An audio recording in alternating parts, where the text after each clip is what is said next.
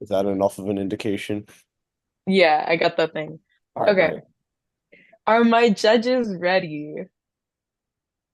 Okay. Time will start on my first word.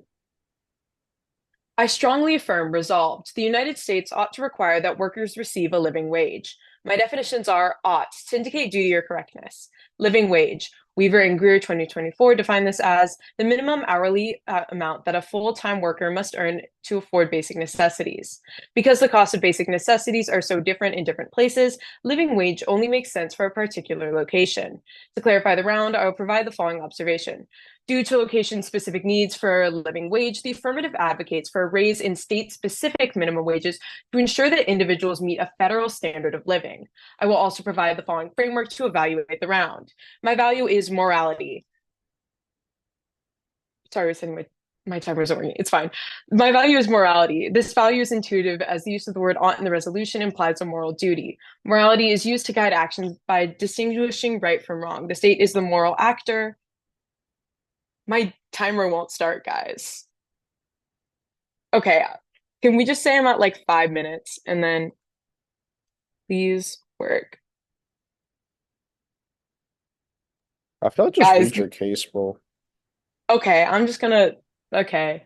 Um, the state is a moral actor and should uphold policies that make society more just and moral. My value criterion is preserving human dignity. My value is morality, so the criteria makes sense. Engaging in moral behavior is impossible without respecting every person's inherent worth and right to life. Disregarding human dignity leads to societal imbalance and oppression. Contentions. Contention one, standard of living. Though the wealthy and elite can afford to live a lavish lifestyle of yacht parties and mansions, for the vast majority of Americans, the reality looks a lot different. Many live in poverty and can't afford basic necessities and healthcare, shelter, and food. A dedicated living wage ensures that individuals have these essential needs met. Style 2016 states in NYC, a minimum wage of $15 per hour would avert as many as 5,500 deaths over 5 years. Even if wage increases led to modest job losses, as many as 2,800 deaths could still be averted in this period. Among households with less than 80% of NYC median household income, approximately 60% were rent burdened, and more than one-third were severely rent burdened. Shack 2021 states 1 in 10 working adults face food insecurity in the period between 2015 to 2017. Increased federal minimum wage to $15 per hour would support almost 1.2 million households in becoming food secure. Food insecurity impacts children's academic performance and social attendance, which impairs their future wage earning potential and creates an intergenerational cycle of food insecurity and poverty. We all pay the price when hunger in the US. The health-related costs of food insecurity for just 1 year, 2014, were estimated at 106.7 billion, with another 18.8 billion estimated related to poor educational outcomes. The impact of this is that raising minimum wage saves lives and gives workers the respect and dignity they need by ensuring their well-being and right to life. The affirmative is the only way to achieve this kind of sweeping progress in ensuring the well-being of individuals and communities across the United States. Contention two, structural violence. Though we've made steps forward in addressing systemic inequalities, gender pay gaps, and racial wealth disparities still plague our nation. Inequality.org 2024 states the median Black family has 24,100 in wealth. This is just 13% of the 189,100 in wealth owned by the typical white family. Black and Latino groups made up 43% of US workers who would benefit from a raise in federal minimum wage to $15 per hour by 2025. People of color are far more likely to live in persistently poor communities than white Americans. Zipper 2018 states every 10% increase in the inflation adjusted minimum wage reduces Black and Hispanic poverty rates by about 10.9%. Had the federal minimum wage been raised to keep up with inflation since 1968, Black and Hispanic poverty rates would be 18.2% lower, and nearly 3.3 million African Americans and Hispanics would no longer be in poverty. The impact of this is that mending systemic violence allows for a more just society through equal opportunity and the ending of poverty cycles. It also allows families to sustain wealth and well-being by giving the next generation a stable ground to stand on. Enhancing social mobility and ending oppressive structures is key to respecting and protecting individuals. Contention three, federal government. Subpoint A, increased trust. Dunn 2021 states about 6 in 10 US adults, 62%, say they favor raising the federal minimum wage to $15 an hour, including 40% who strongly back the ideal. Choi 2021 states, the very trust that binds democracies together is at a near historic low. In the last 10 years, the number of government contractors has declined by 34%. The vast majority of Americans believe that the government should play a major role in fighting for the people, ensuring everyone has access to healthcare, investing in infrastructure, and alleviating poverty. These are American priorities. Raising the minimum wage to a living wage that also keeps up with inflation outweighs that of a perceived handout. A government that sees the worth of its own people will earn the people's trust. Subpoint B, decrease strain on welfare. Cooper 2016 states, raising the federal minimum wage to $12 per hour would reduce public assistance expenditures by $17 billion annually. These savings could be used to strengthen the existing safety net of housing and other assistance programs. A large percentage of wage workers receive public assistance, including 59.8% of workers with hourly wages of less than $7.42. The federal minimum wage increase to $12 would reduce the number of workers receiving public assistance by 2.7 million. The impact of this is that the government can play a more active role in societal welfare and protecting human dignity. Welfare programs can help specific communities no longer burdened by an overflow of individuals in poverty. The investment of a living wage pays off, but not just in the lives of individuals, but in the prosperity of our communities and nation. Thus, I urge you to affirm, and I stand ready for cross-examination.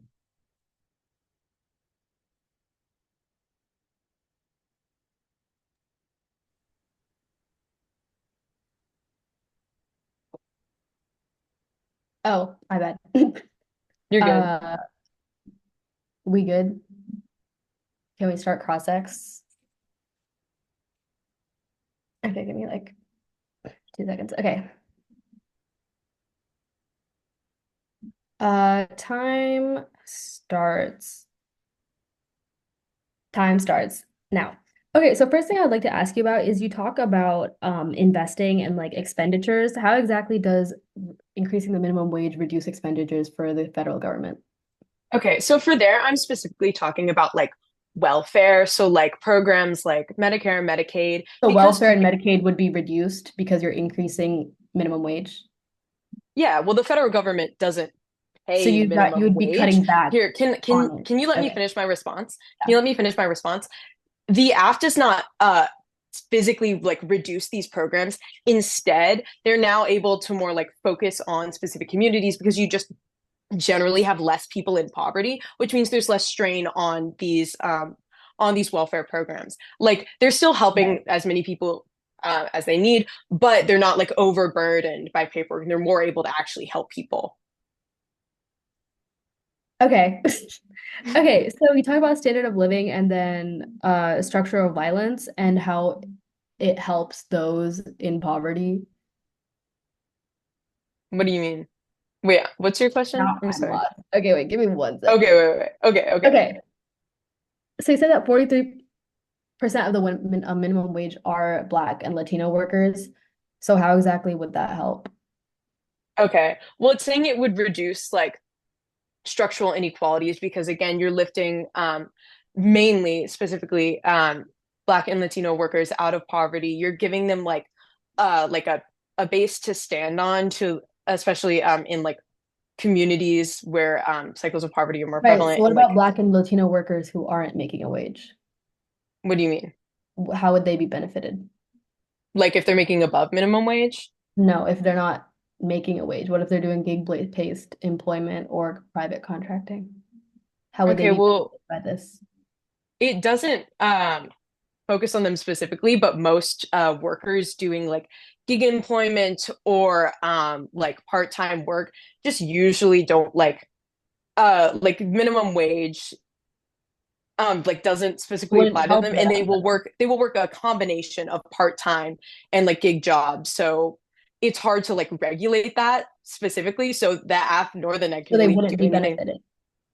No, but that's a small part of the population. In Okay. general, you're Okay. making a substantial impact. Okay, moving on. So you talk about like benefiting the minority and all of that, right? Is that not what Yeah. your intention is about? Okay. So if you're I talking mean, you're about still helping minorities, just like you so can't are help gig-based every. employment like private contractors not a minority? I don't know what your point is here. Like Oh, you're helping the majority of Okay, like that's Black time. and Hispanic workers. Okay. Yeah. Bro, my timer needs to start working, so I'm gonna like give me a second. I guess yeah, you Okay. I'll take running prep starting now.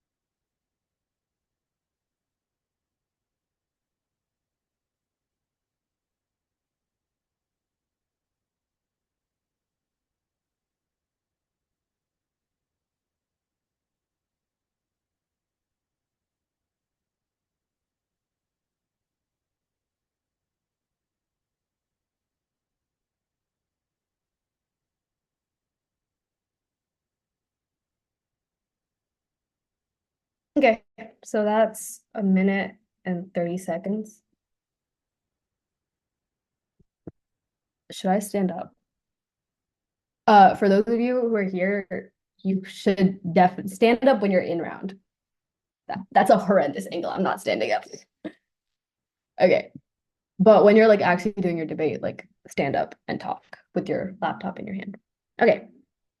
My time starts now. I negate the resolution resolved. The United States ought to require that workers receive a living wage. My value is morality, defined by the Oxford English Dictionary as distinction between right and wrong or good and bad. Thus, the value criterion is maximizing expected well-being. Prefer this criterion for two reasons. The resolution talks about the government, and the government maximizes expected well-being since policies affect everyone.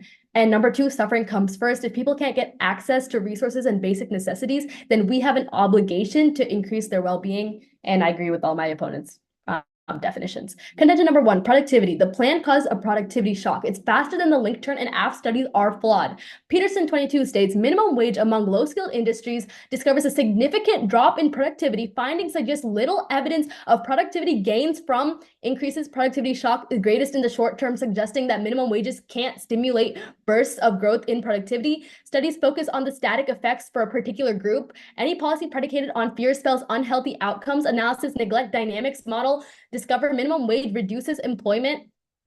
Discover increasing minimum wage reduces employment. Negative impact amplifies stats. Determine that negative far outweighs. A 3% increase in the minimum wage decreases productivity by 7%. This is theoretically and empirically verified. Hill 18 states, empirical evidence increases in wage cause workers to decrease productivity. Policy where workers are paid rate on earnings. Productivity easily observed minimum wage. See decreases in productivity. Wage floor removes the incentives by piece rate productivity over 2 seasons during which employer raises the minimum wage. Workers slow down. 3% increases cause the average worker to decrease productivity by 7%. Condition number two, inflation. Increase in production costs get passed on to consumers, triggering inflation. Madraska 22 states higher minimum wages inevitably increase production costs, completely passed on to consumers. It might hurt the poor who suffer disproportionately from inflation. Pass-through effect is statistically significant. This confirms previous empiricals. Minimum wage exerts greater inflation with strong labor markets. These are big cities. Increases causes further inflations. Sudden increases in wages skyrockets inflation. Their primary driver empirics. Best data proves. Rankin et al. 20 states. This means that the average minimum wage increase from raises prices by 0.72%. Inflation more than doubles around the minimum wage hike. Grocery stores set prices in a forward-looking manner. Increased demand from low-income workers fuels inflation. Moon Jayed 21 states increasing money supplies causes inflation. Inflation control by Federal Reserve in the U.S. low inflation expectations do not seem to go away. Money in the middle class drives spending and cause inflation. Monetary easing not effective. Measures by central banks do not work anymore. Inflation in the bond market keeps the rates low, makes the window of further narrow. Spending by middle class cause rise in prices. Okay, contention number 3, small businesses. Economic growth is high now. Metzger 613 states, confidence among employers bounced big in May, buoyed by new hires and predictable economic conditions. The association's monthly business confidence index showed confidence grew by a full 1.4 points. Steady hiring nationally continues to fuel consumer spending. Small businesses are the crux of the U.S. economy. Ferguson 520 states small businesses fuel the economy. 99.9% of businesses in the United States are small businesses, accounted for 50.7% of the United States GDP, equals trillions of dollars of economic activity. 45.9% of Americans are employed by a small business. Small employers employ nearly half of the American workforce. Rising wages destroy small businesses and disincentivize new startups. Layoffs, shutdowns are inevitable. Duncanberg 22 states a minimum age increase would disrupt many small businesses, harming small employers who would see a significant increase in labor costs. 74% report that they would be negatively impacted by a $15 minimum wage. Wages are important price impacting decisions about labor to stay in business. Owners will have to figure out how to pass on and reduce labor costs by raising prices or reducing employment. 89% report that they would experience lower earnings. The plan would drive out small business, which crushes the American economy. Randolph 21 states small business are the heart of the American economy, major engine of prosperity and job growth, enriching society and helping to spread wealth. Now on to my opponent's case. Their contention number 1 is basically standard of living, but we have effectively proved through the small businesses point, showing that effectively the economy is going to be trash. Therefore, there is no increased standard of living. The standard of living is going to be even worse for the minorities that my opponent is even talking about. And now I have a card saying living wages don't actually help the poor. Lamb 14 states minimum wage hikes have a negative impact upon employment. Over 80% of low-wage earners are not members of poor households. Raising minimum wage increases the percent of families living below the low-income cutoff line. This means that effectively, minimum wage is not helping the poor in any sort of way, shape, or form. Now, moving on to my opponent's contention number 2 about structural violence, which more focuses on the minorities being affected by this. Again, we are not going to see a difference in their effectiveness because, again, if we look at our thing, we're going to have reduced productivity. We're going to have inflation. We're going to have small businesses being affected by this, which leads to more unemployment, effectively not helping anybody. This is proved by many studies, including a meta-analysis that I had stated previously in my contentions. Now, moving on to my opponent's contention number 3, which is the federal government. Essentially, we have democracy is resilient. A litany of setbacks and catastrophes. Rapunchi 21 states a litany of setbacks and catastrophes for freedom dominated the news in 2020. Democracy is remarkably resilient and has proven its ability to rebound from repeated blows. A prime example can be found in Malawi, which made important gains during the year. The Malawian people have endured a low-performing democratic system that struggled to contain a succession of corrupt and heavy-handed leaders. Independent institutions can hold abusive power in check. So essentially, my opponent's point about the federal government, and then they go on to talk about welfare and all these other programs that are essentially going to be reduced in cost and all these other things. Again, you can cross-apply nearly every single contention that I have stated, contention 1, 2, 3, whichever one you please, and it will still lead to the fact that the standard of living is not being improved in any way or shape or form, which I have stated numerous times in this debate. A living wage is a band-aid solution that does not address the underlying conditions of poverty. Things like food deserts, transport barriers, and etc. are all barriers that are not solved by a living wage. Satch Kobe 23 states, the LWM could never bring about a situation which all workers are paid enough to lead a decent life. A problem for LWM, it will be unable to ensure that workers are able to lead a decent life. In order to calculate, one has to pick a reference household. That means only workers earning a living wage will make a difference between being able to provide and not being able to provide for a decent life. And I now stand ready for cross-examination. Okay, give me like 1 second. Bro, I have to use like www.online-stopwatch.com because the Google stopwatch is not working. So just give me. You have a phone. I'm on the call from my phone. Oh, And I shit. don't want to do like multiple. Yeah. I thought I said because like I can't take calls from my laptop because the laptop Wi-Fi is always worse. Yeah, see, I don't Somehow. remember that. You have a private laptop? No, I do not. Oh, We have like okay, we have one, but it's not good and it's not better. It doesn't matter. Okay. Ready for cross? yeah. Okay. Start time now. Oh, wait, start time now. Okay, but Oh, just starting off, we both agree on the value of morality, right? yeah. Okay, moving on to your value criterion. How do we measure societal well-being or expected well-being? How do we measure it? Yeah. That just means Like, that we should uphold it the most. I'm confused. What do you mean, how do we measure expected well-being? well, okay, I'm saying that we should preserve it to in the status uphold, yeah, to quo. preserve, to Right. So I'm maximize saying that societal well-being, we need to be able to see, like, measure societal well-being because otherwise we can't maximize it. Maximize it is a word that implies you're like quantifying it. So you need to, how do you quantify it?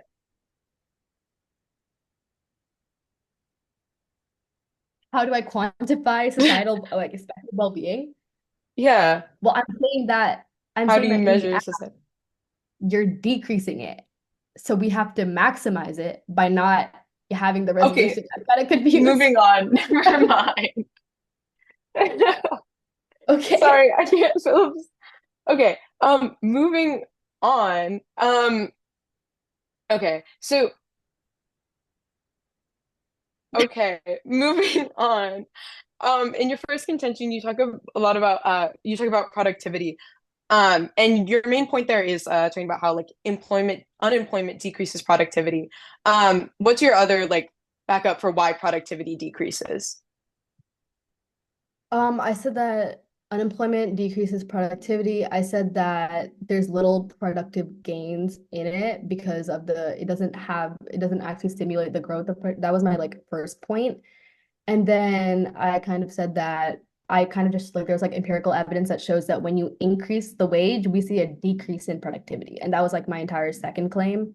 Okay. And then after that, I went on to inflation. I didn't really have a point on where unemployment like directly caused Okay. It was just like productivity. also So like just like stuck in that contingent. Okay, that's fine. I was just saying Moving, that unemployment is a like a byproduct of increasing minimum wage, like to a living wage. yeah. Okay, that's fine. Moving on to your contention three about small businesses. Why is small businesses important? Like, why is it important to like have Uh, small business? why is it important to have small businesses? Yeah. Because they make up a sufficient amount of economy. Many Americans' lives are dependent on it, which if our value is morality, we should be sort of improving on that. And 99 point, as I stated in my like in my last card, 99.9% of businesses in America are small businesses. So if we didn't favor them, that would be kind of bad. Okay. I'm gonna stop cross there because we've like 3 seconds. Okay. Okay, I know that was not good, but it's fine. We need to fix our cross-examination. I need to like Yeah. get back to it. I swear I wasn't Yeah. this bad. Guys, I have not debated in a long time. And I wasn't like it's fine. Okay. Wait. Let me pull up, guys. I need to pull up the timer for my prep. Um, okay, I'm gonna be taking Trust. Trust. okay. I'll be taking running prep starting now.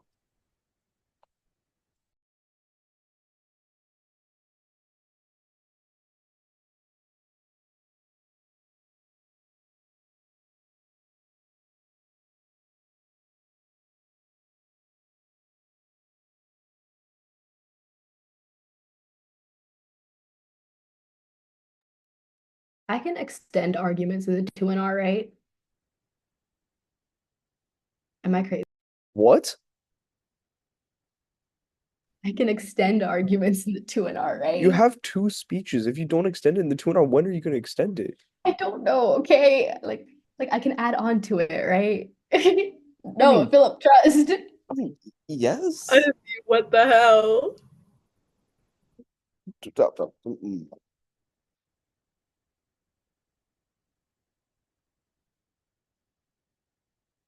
We need to go back to like how to give a 2 and R. Dog, No, I'll give it properly. Like I'll do it. please.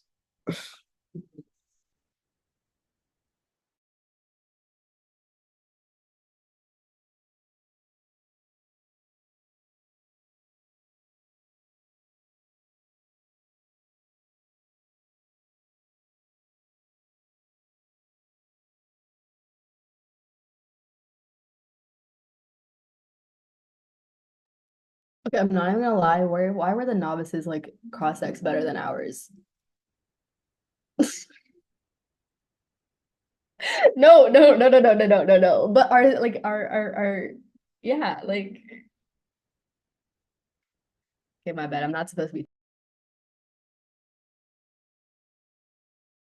I mean, dog, like, actually, I won't comment until the end because it's about an argument. Okay, I stopped time there. I have a minute and 55 seconds left of prep.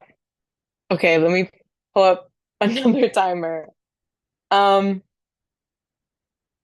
4 minutes. Okay.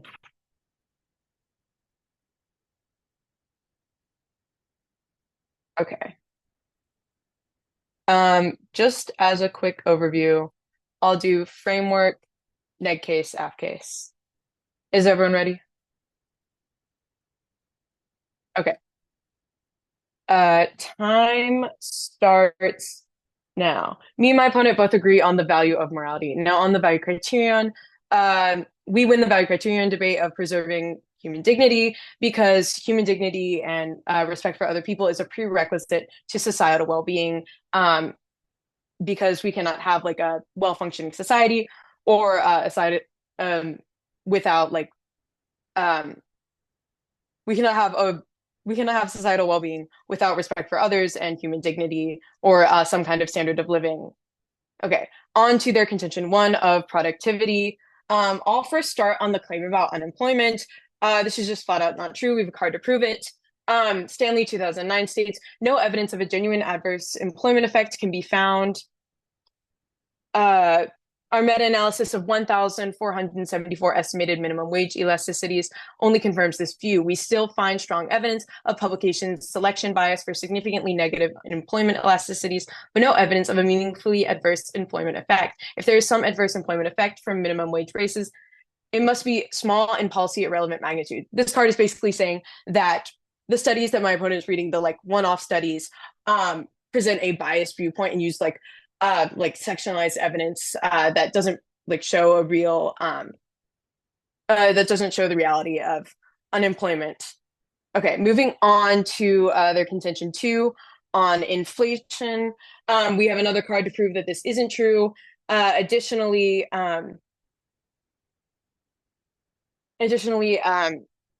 if you're implementing this over time and with different minimum wage increases across the United States, you don't have the kind of extreme inflation that they're talking about.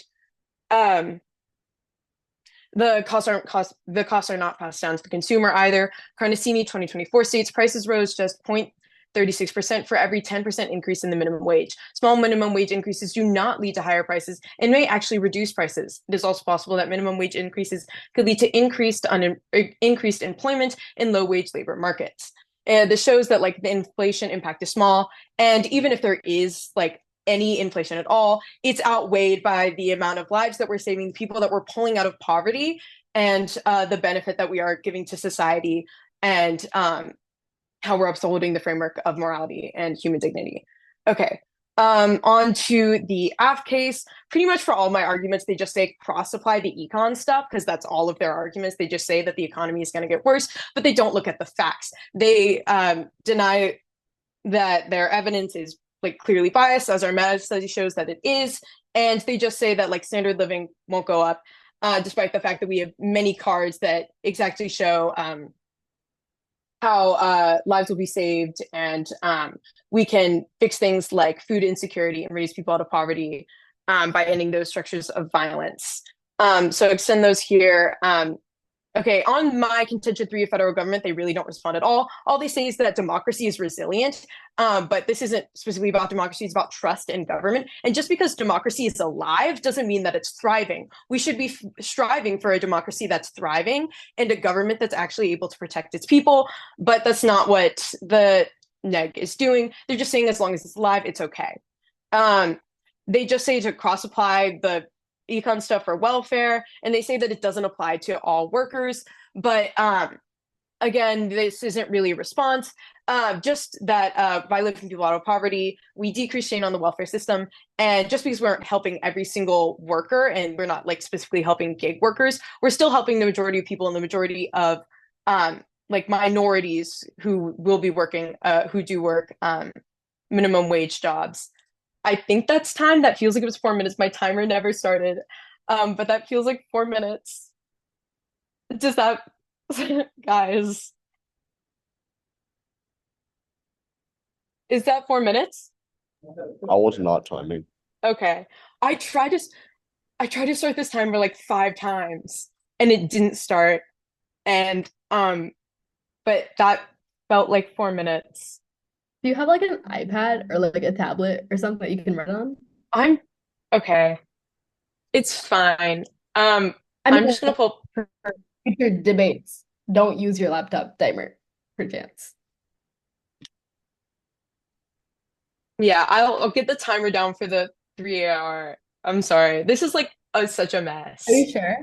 No, I'm Yeah, fine it's with it. fine. I just forgot to time you. I probably should have done No, that. 3 you're AR? good. Like, Bro said 3 AR. It's actually good for the future of that whole blog. That's no, guys. Guys. Trust. Trust.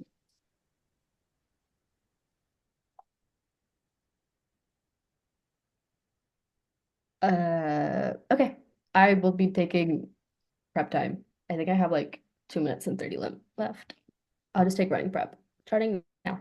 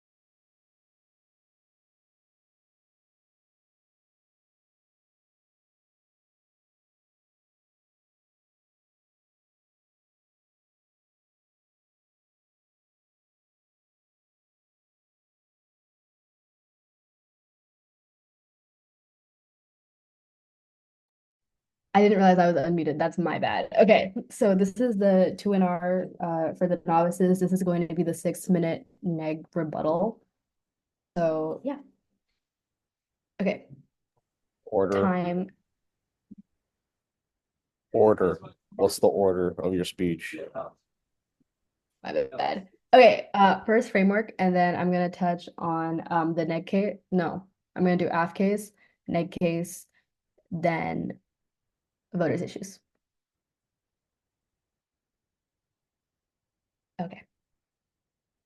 That's my bad. Remember to do that, gang. Like remember to signpost and tell your I didn't do that for the 1NR either. I should have said I We're all learning here. Yeah. Oops. Okay. Time starts. Time starts. Now, so first onto my opponent's framework debate, they essentially just say that preserving human dignity is because you need respect before you have societal well-being. But I also talk about suffering and how suffering is essentially, we need to solve suffering before we even talk about respect. Because if people are suffering, that is a much more derisive matter than having basic respect. Not to mention, this is about the government. We are talking about policies that we are enacting. Therefore, we should be looking at the entire nation, not just a simple group. Not to mention, and now moving on to that, moving on to the AF case, we talk about the fact that they have no solvency at all. We proved this with the lack of response on my last card that I read, which is the Lamb 14 card, which essentially says that minimum wage hikes don't affect the poor, because 80% of low wage earners are first not a part of the poverty that we are even talking about. So we're not going to help the poverty line in the first place. So there's no impact on that. And now moving on to what my opponent says about now moving on to my opponent's defense on their productivity and inflation. They basically just said that on their standard of living and their three contingents, they basically said that I cross-applied everything because I was just talking about economy the whole time. That's because the resolution is implying about the economy. We're talking about we're talking about raising living wages, which inherently affects the economy and the American people. The resolution is in terms to the economy. So if we have a bad economy, it's not going to help anyone. We are only going to be decreasing the lives of the poor, decreasing their standard of living that my opponent talks about solving. The app has no solvency in this debate. Not to mention, they don't even respond to my small businesses and now moving on to the neg case, they essentially attack my productivity by saying that they have a better analysis, but my Rankin et al 20 card on inflation and unemployment basically has it was basically a combined study from like 100 different cities and areas where they implemented the living wage, and it ended up bad, leading to inflation, leading to this. This is a direct meta-analysis of studies where they implemented it and they had a bad outcome, which is what the neg is entirely saying. Now moving on to my opponent's contention number 2 on my opponent response on my contention number 2 of inflation and how it entirely just isn't going to happen. I had 3 cards stating that it was going to happen with the empirical data that I did have. Not to mention, it is just common economics. If we're going to increase someone's living, or they suddenly increase the amount of money that they have, they obviously are going to spend that money. Therefore, we will have inflation. It is just basic economics, and that is expressed throughout my contention number 2. Now, moving on to my opponent's response to my contention number 3, which is basically just saying that, was the small businesses card, which they basically did not respond to at all, saying that these small businesses are going to be affected the most, and they make up nearly around 50% of the American economy, the American GDP. That is trillions of dollars that we are affecting directly, which is only going to affect the American people, which we have to hold at the highest honor in this debate. Because again, we're going back to our value criterion on maximizing expected well-being. In the status quo, sure, we have suffering, sure, we have this, but the app is ultimately going to increase that. Moving on to this main point that I've made this entire time, the affirmative has no solvency. They are not fixing the lives of the minorities. They are not helping the poor. They are not going to be decreasing the costs on the American government. They are only increasing all of this. Therefore, why would you, in any sort of shape, again, why would you implement a resolution that does not help anybody at all? Now, moving on to voters' issues, my opponent does not respond to many of the negative arguments that I have made. They do not respond to many of my productivity claims, which basically state that productivity is not being increased. We're going to have a lacking American economy, a lacking American workforce, and essentially a lacking amount of minorities and all these other people in the economy participating in the economy, because again, we're cutting it out by reducing the small businesses claim that we have stated before. They don't respond to that. They don't respond to the main block I had against them, which was the card stating that many of these poor households and many of these low-wage earners are not part of the poverty. They are not part of the class that they are intending to help. We have gig workers, we have private contractors who will not be helped because of this. Again, my opponent even concedes to this fact by stating that they will have less implementation and they will have less burden on the American government. But time and time again, the neg has proved that that is untrue throughout this expanse of this debate. Basically, that is all that there is.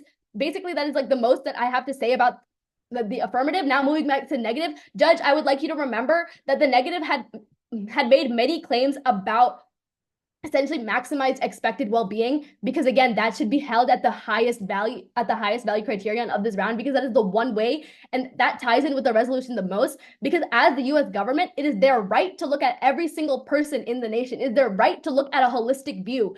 And again, affirmative has no solvency. They're affecting the entire United States. Economy is gonna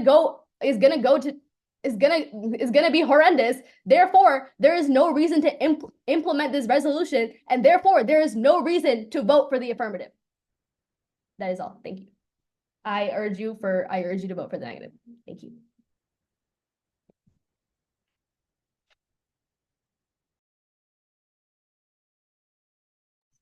Okay, I'm gonna take my remaining minute 55 of prep starting now.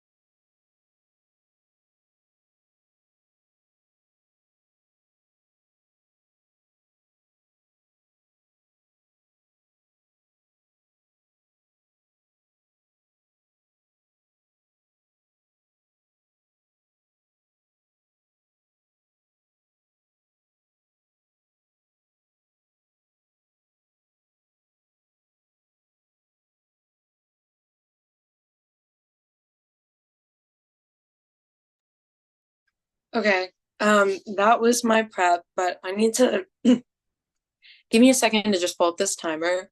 I went on a different website. It's gonna work. Okay, 3 minutes. Okay. Order, it's just gonna be like it's just voters. So yeah. Okay. Is everyone ready? Can you all hear me? Because I had to take out my headphones. Okay. Okay. Time starts now. So your first voter is on framing and impacts. We win the value criterion debate. They don't respond to my point that human dignity is a prerequisite to societal well-being, because if people like literally don't get along, we can't have a cohesive and well-functioning society. And all they say is just like suffering is greater than respect, but human dignity is about more than just respect. And in terms of suffering, that's already covered by general morality. And we'll get to how the AF can still win under suffering and maximizing well-being later in the case.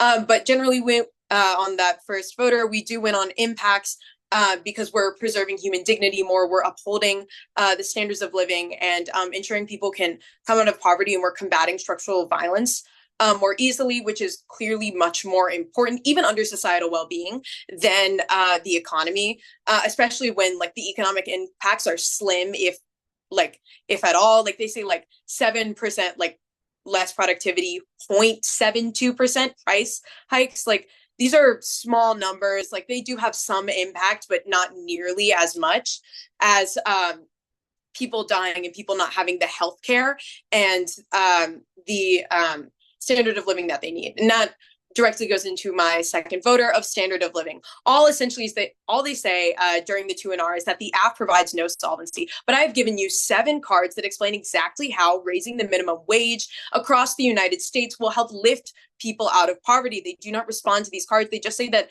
the econ cards block them. But I tell you, like millions of people will be lifted out of poverty, will have greater access to food and to water, to shelter, to education, things that can get them going.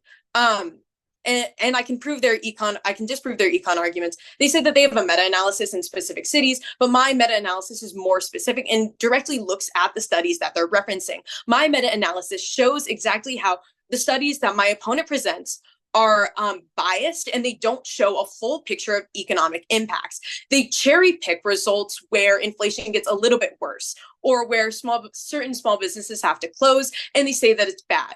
But overall, in my meta-analysis of 1,400 cases of like raising minimum wage, we see that this does not happen, and that the studies that they present are biased and incomplete in their analysis. So disregard all of their econ stuff, especially with inflation. And even if you do consider it very, very minor impact, they say it themselves that we should hold the American people, hold Americans to the highest honor, their well-being to the highest honor. And then they say that we shouldn't care about the impacts that we're having with improving standards of living. Clearly outweighs here on any kind of econ impact that the neg could give. And I disprove their claims too. Okay, your third voter is the drop point about democracy and welfare. They don't even talk about this in the 2&R, but we make welfare more accessible. They talk about gig workers. Even if gig workers aren't benefiting directly from increased minimum wage, they can benefit from these increased welfare services, these not so clogged up bureaucracy programs that can help people get the assistance that they need, even if they are unemployed or if they do part-time work. So we're helping them as well. And also better functioning democracy helps improve human dignity and helps create for a more cohesive society where we can not only focus on advancing standards of living, but we can also focus on other grand issues like climate change and polarization and otherwise. For all of these reasons, you must affirm. Thank you. Okay. That was not the best round I've ever done. That's fine. That was me literally like